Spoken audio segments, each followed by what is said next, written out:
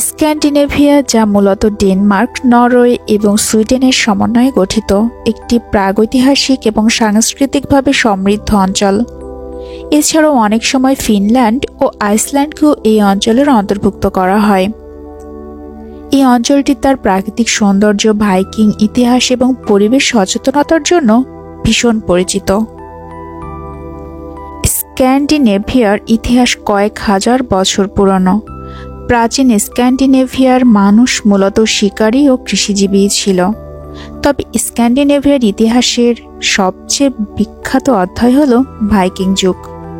800 থেকে 1100 খ্রিস্টাব্দ ভাইকিংরা স্ক্যান্ডিনেভিয়ার দুঃসাহসিক নাবিক, যোদ্ধা ও বণিক ছিল, যারা ইউরোপ, এশিয়া এমনকি উত্তর আমেরিকার বিভিন্ন স্থানে অভিযান চালিয়েছিল।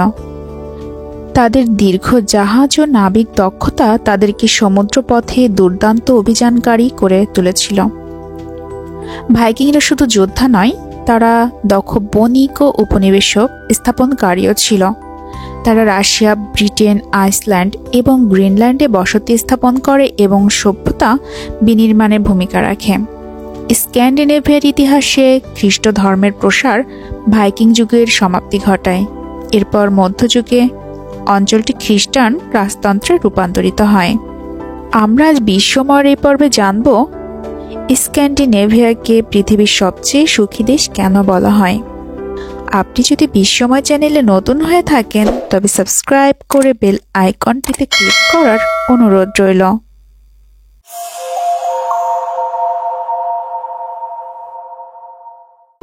স্ক্যান্ডিনেভিয়ার দেশগুলো তাদের উচ্চ মানের জীবনযাত্রার জন্য বিশ্বব্যাপী পরিচিত।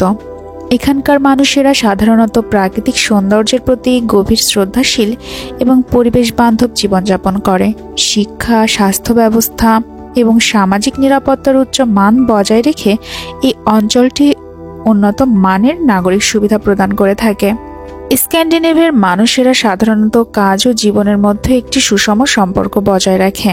তাদের জীবনযাত্রায় ছুটির সময় প্রাকৃতিক সান্নিধ্যে সময় কাটানো, স্কিং করা, হাইকিং করা এবং অন্যান্য আউটডোর কার্যক্রমের গুরুত্বপূর্ণ ভূমিকা রয়েছে এদের। স্ক্যান্ডিনেভিয়ার সংস্কৃতি তার সরলতা, কার্যকারিতা এবং প্রাকৃতিকতার জন্য ভীষণ পরিচিত। স্ক্যান্ডিনেভিয়ার ডিজাইন বিশ্বখ্যাত, যা সাধারণত সরলতা, কার্যকারিতা এবং ন্যূনতমতার উপর ভিত্তি করে। বিশ্বের বিখ্যাত ব্র্যান্ডগুলো এই ডিজাইনের প্রতিনিধিত্ব করে। স্ক্যান্ডিনেভিয়ার দেশগুলোতে ক্রিসমাস, মিডসামার ফেস্টিভ্যাল এবং সেন্ট লুসিয়া ডে বড় উৎসব হিসেবে পালিত হয়। এখানকার সাহিত্য, ভাইকিং সাগা ও লোকগল্প গুরুত্বপূর্ণ ভূমিকা পালন করে। আধুনিক যুগে স্ক্যান্ডিনেভিয়ান ক্রাইম থ্রিলার এবং নর্ডিক নোয়ারের জনপ্রিয়তা বিশ্বব্যাপী বেড়েছে। স্ক্যান্ডিনেভিয়ার খাদ্যাভ্যাস তাদের প্রাকৃতিক সম্পদের সাথে গভীরভাবে সুসম্পর্কিত। সাধারণত খাদ্য সামগ্রীতে সামুদ্রিক মাছ যেমন স্যামন, ফিশ, হেরিং, রুটি, দুধজাত পণ্য, আলু এবং শিকারের মাংস অন্তর্ভুক্ত। সুইডিশ মিটবল এবং গ্রেভি এদের ভীষণ প্রিয়, যেটা শূকরের মাংস দিয়ে তৈরি হয়। নরওয়ের স্মোকড স্যালমন, ডেনমার্কের ওপেন ফেসড স্যান্ডউইচ ভীষণ প্রিয়। কফি এবং হট চকলেট এখানকার প্রধান পানীয়। এছাড়াও বিভিন্ন ধরনের ফার্মেন্টেড পানীয় যেমন অ্যাকাভিট খুবই জনপ্রিয় একটি পানীয়। এখানকার মানুষ এতটাই কফি পছন্দ করে যে জনপ্রতি বছরে 10 কেজির ওপরে কফি পান করে থাকে। স্ক্যান্ডিনেভিয়ায় পরিবেশ রক্ষার জন্য বিশ্বে দৃষ্টান্ত স্থাপন করেছে। দেশগুলোতে রিসাইক্লিং এবং পুনর্ব্যবহারের মাধ্যমে পরিবেশ সংরক্ষণ করা হয়।